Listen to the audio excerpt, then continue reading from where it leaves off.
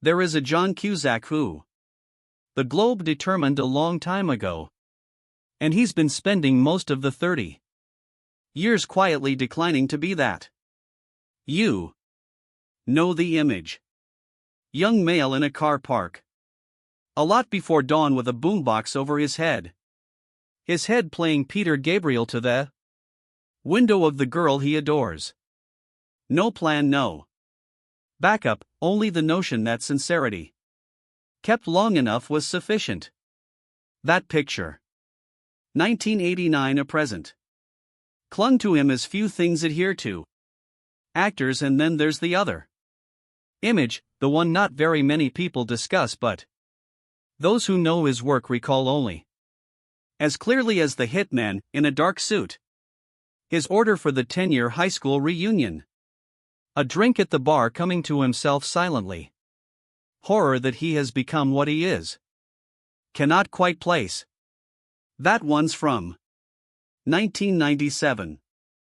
Same face, different guy. And the difference between the two characters, between Lloyd Dobler and the Martin Blanc, has a query which John Cusack has been sluggish to get back. And unapologetic ever since. 60. Now. He went out to Hollywood, sold the house. Went back to Chicago, and he said, "Is the sort of thing you do on your way out? Only speak when you've stopped computing the cost." John Cusack was born on June 28, 1966. The youngest son in Evanston, Illinois. In a family that was in the most full sense on the grounds of making things. His dad, Dick Cusack, having spent 17 years winning Clio Awards for advertising before walking away from it all in 200, became a filmmaker in 1970 and playwright. The family says that why was total and easy. He said, "Who? Brushing your teeth if you cares. Colgate or Palmolive? There are larger issues out there." That was Dick. The philosophy of Cusack. Life was too short to use it to produce things that didn't matter. He won honors for a documentary on abortion rights in 1971. He wrote plays. He was a movie actor. He built a home near Evanston in which the discourse at the table was never about safety or stability or being the right thing. It was all about art, politics, and the duty to mean something. All 5 Cusacks' children are actors not because of their parents drove them there. Since they had grown up in a family where producing stuff was just what you did. When John was 12 years old, he was already appearing on ads, doing voiceovers, performing in radio spots. By the age of 17, he had made his film Rob Lowe and making their debut in Class. Andrew McCarthy. He went to New York University, left for a short time. He's going to be out of it in a year, since the thing he was going to do did not need a level. It took a willingness to walk in rooms and speak the truth. His father had taught him what Dick Cusack also taught him, and what would have been be the most significant lesson of this was John's entire career: you own your work, or your work owns you. Ditto. Dick quit advertising at the age of 45 years old because he had found he had 17 years of developing stuff for other people's ends. He wouldn't be off to perform the same thing for another 17. John Cusack learned the lesson in a molecular level. He became an actor, but he was usually under the acting a director. Someone who wants to govern the entire the thing, the writing, the character, tone, the universe of the story. That's Instinct would make him one someday. Among the most interesting creative forces of the 1990s, it would also, in due time, make him uncastable for Hollywood. Pack and sell. His early roles leaned in something real, characters that didn't match the somewhat nerdy romance. Black Horse. She cared too much and had too little. And continued trying, anyhow. Better Off Dead. 1985. Crazy One Summer Sure 1986. Thing, a small but significant part of Stand By Me Not Polished. These were performances. They were particular ones. And that specificity, the feeling that you were looking at some real person, not was the fact that it was a man-made type. Audiences believe him as they did once before. Not always suspicious more normally. Gorgeous film stars. And then came 1989. And Lloyd Dobler and his boombox. The thing about that scene folks get wrong seeing it now they are. See it romantically. It isn't. Exactly. Dire situation. It's a young man with no other moves standing in the dark parking lot doing the one and only thing he can think of because he has run out of alternatives and he's not ready to stop. Lloyd Dobler wasn't aspirational. He knew him. You are. Did not look at him and say I want to be it. I watched him and thought, I am that. He was dating anxiety in a human form. Shape. The fear of saying the wrong thing. The hope that sincerity would be enough, no backup at all. Plan. For a whole generation. Negotiating their own ambiguities. Lloyd Dobler wasn't a character, he was. Mirror. Up next, High Fidelity. Was his best year. He adored Nick Hornby's novel and convinced Stephen. Directed by Frears. He made the story change. From London to Chicago. His Chicago. The record shops he'd been raised in. The men he'd known, the particular texture and music of masculine insecurity. Obsession that required no translation. Because he lived it. Rob Gordon, the record store owner breaking the top 5 lists so he has to deal with his. Was Cusack portraying emotional immaturity? A little older, a little more battered. Lloyd Dobler version. He snapped the fourth wall. He spoke directly to the camera. He spoke of his own sickness. With sort of self-awareness that is sad, and equally humorous since it knows what it is exactly. Did I listen to pop music 'cause I was unhappy? Rob asks. Or was I Cusack? Might have remained there. Hollywood wished him to remain there. The good guy. Romantic lead, the somewhat awkward hero, the guy with the boombox. It's was a commercial and it was a lane viable one and he could have done it for another 10 years without anyone grumbling. He didn't give a damn. He wanted to go somewhere tougher. 1990. He was in The Grifters, directed by morally complicated crime Stephen Frears. Drama where he played a small-time con man caught between manipulation, mother and his dangerous lover. It's was as far away from Lloyd Dobler as anyone could obtain. He later referred to the experience that he believed he was in with the big boys now and he was frightened. Because he was working with Angelica Houston, Annette Bening, a film director who didn't make things comfortable for objective. He liked being afraid. He Felt pain was the true work was. Then followed 8 Men Out, playing Buck Weaver, a Chicago White Sox player struggles with allegiance to his teammates and to his own morality. History of the 1919 Black Sox scandal. Cusack had been going to the old Comiskey Park, where the Black Sox actually played. He had heard the story. He read everything, the letters Weaver sent, writings, the archives, the filmography, and aimed to capture not a character, but a spirit.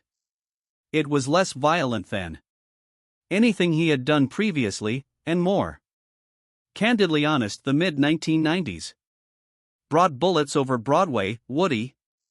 1997, Alan Flick, then brought us the movie that featured John Cusack.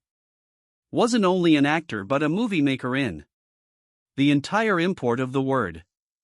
Big. His debut film was Point Blank. Produced by himself. Co-author of the movie script. Alan assembled the cast. Arkin, Dan Aykroyd, Minnie Driver, his sister Joan, and he ran the whole process with the philosophy he would have bring into future projects. Receive the script 70 or 80% complete, then let the actors do you want to get the pregnant, he would say, but not scripted. Done fully. Alan Arkin walks in, saying, wanted to rework the scenario prior. They shot it. The other producers concerned. Cusack said no. That's the Alan Arkin. Anything he is going to do is going to make this thing a lot better. The movie was critically successful. Commercially, artistically. Cusack acting. A high school hitman, 10th grade. Darkly humorous, reunion, profound, violent. Cynical about what growing up really is. One of the decade's more expenses you. Surprise delights. He had done it his way. Route, and it had paid off, and the lesson was plain. He may direct the movies that he wanted to see if he would take it them thoroughly. Then there was 1999. And his craziest project ever. The one that almost did not exist.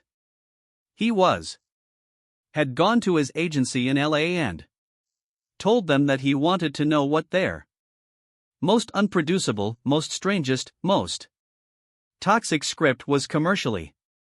The one at the bottom of the vault that no one had ever touched. They gazed at each other. And answered, well, there is being John Malkovich. He wanted to see it. He read it, he said that was nuts. He said he had felt like Indiana Jones discovering the rare treasure in forest. He told them he'd wanted to be the first guy in the door anytime this got made, if ever. Being John Malkovich, directed by Spike Jonze. A script from Charlie Kaufman, was as odd as its fame implies. A puppeteer finds a doorway into the head of actor John Malkovich and sells the experience to outsiders. He was the puppet master. The flick was true, it was existential, it was surreal. Original or anything like anything.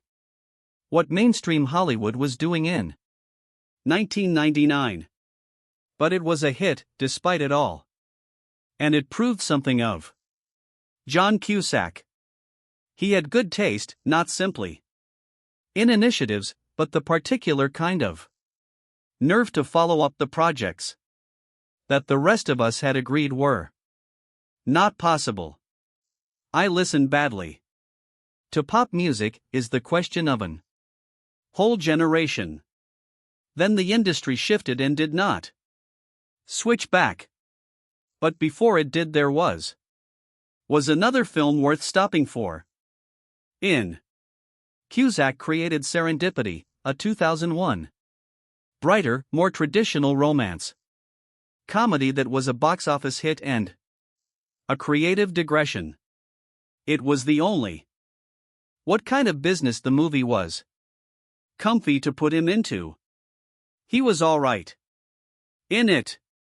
Next to nothing did it signify to him creatively that difference between being John Malkovich and serendipity, between the industry wanted and the best indication of what he could do is John's possible view on the problem.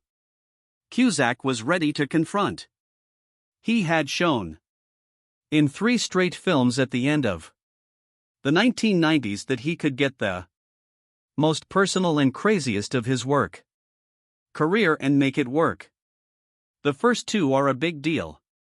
The industry responded with offers for him. More typical leading male parts in flicks that didn't care what made it him fascinating. The mid-budget adult drama, the type of film that had kept Cusack's career through the slow death started in the 1990s. Studios were chasing international franchises, box office properties with follow-ups, integrated, smart actors, quirky and not interested in playing a game they didn't believe in, quietly being pushed to the margins. Cusack knew what was coming. He might imagine himself being given bigger, dumber variants of the same role, or being driven toward the forms of activity, spectacles that employed him as a dependable presence without asking anything he actually did. He appears in Con Air 2012, in films that found ways to employ the past in the face without requiring the precise thing to face, and had history tied to it. He was trained on data up to October 2023. Made good things, too, in the years when the industry was busy claiming to be did not exist. Love and Mercy 2015. As an older Brian Wilson, the Beach Boys' talent, struggling with mental disease and a controlling manager, were one of the best performances of his profession. Brian Wilson had given him, had allowed him to ask questions and access, hang out with him and his wife. Melinda had permitted Cusack to try to know what it was to really go into a dark area at the peak of your creative powers and vanish for 15 years and then retreat from it. Cusack said that what he found most fragile, sensitive person you are ever met. Almost like a double heart. Legs, but then also extremely tough, actually. Difficult, really committed. A bizarre mixture, he said, like water and steel. When Wilson viewed the completed film, he said he was happy with it. That's made Cusack very happy, he said. That was helpful. What didn't follow was the prizes. The film was well reviews. 4 critics wrote the sort of things about Cusack's act that should have put him in the Oscar conversation. No nominations yet came. The film grossed $12 million at home versus a broader business terrain that lacked place for no stillness. Honest stories of talent and age and individual agony. Nobody gave him anything for it, but he did it nonetheless. His father died in June 2003. Dick Cusack died from pancreatic cancer in Evanston. At 77, his sister and told in the days after, he said we should go for our passions, our dreams, what we wanted to do. John Cusack, who was 36 years old when his father passed away. He was at the zenith of tremendous commercial success and in the midst of watching that industry succeed. Began its move away from dependent on all that his father had taught him was worth doing. No more than the death destroy him, but it explains something that could have been telling for years already. He has never really talked much about his interviews with his father. The sorrow is kept private, the way the most genuine griefs are probably. But his course of career since 2003 can be read if you know what you are looking for. Watching the growing willingness to state publicly what he thought without controlling the way it came down, the reducing interest in preserving an image that would be commercially acceptable to him.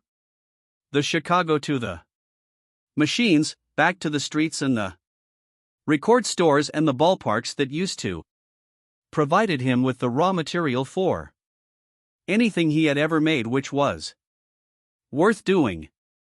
The rest of his life John Cusack spent his career doing just that.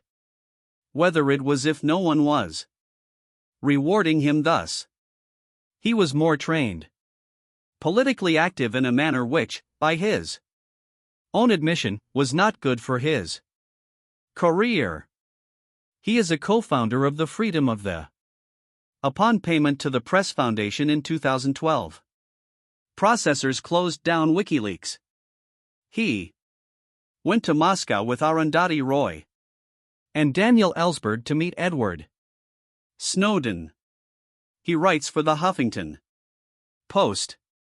He went to demonstrations, the Iraq War, the Black Lives Matter protests, marches, in the George Floyd. He was in Chicago protests in 2020, filming a police raid on a rally. He shared a video of it. He did. Don't apologize. He said in public that if you couldn't tell what he was filming was fascism, and then they had nothing left to say to each other. I meant it. He described Hollywood as a whorehouse and people go wild. He said, the culture just eats young actors and throws them up, and it's a tough thing to make it without a safe harbor. He took off from Malibu. He returned to Chicago to a high-rise. Was the city he'd grown up in where he was able to walk to places like that had always seemed to him sensible and live in something that looked like, after years in the machinery, such as commonplace life. Elle magazine asked in 2009. Ask him a question. In 5 words or less.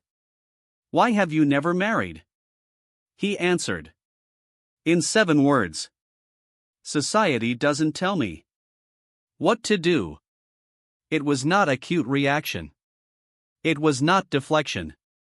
It was the dude who had grown up in a household where Dick Cusack stepped away from advertising at 45 because greater difficulties occurred telling a publication exactly where his priority have always been. Not in what society approved, not in the industry needed him to do or be in the work, in the choosing, in the denial of become someone whose life had been arranged about other people's expectations. In 2025, John Cusack announces graphic novel named Momo, a cosmic road excursion of stakes, as he called them, created with Mad Cave Studios. He was 60. He had appeared in more than 80 movies.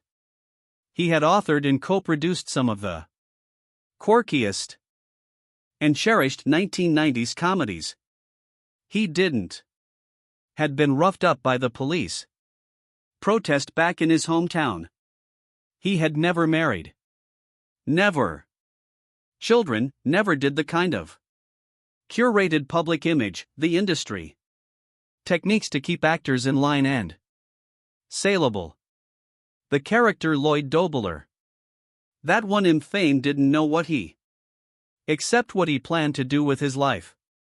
Because he was not a man to sell anything, buy anything or process anything as career. John Cusack 35 years after still seems to be working on that one. Similar principle. He is doing what he wants to do. He is telling what he wants to say, and he is doing it in Chicago, where his father is buried. Graceland Cemetery and the old where Comiskey Park used to be in a record shop that used to be there that he knew. Because he was every inch Rob Gordon. Before he'd ever played him. Books, albums, films, these things are important.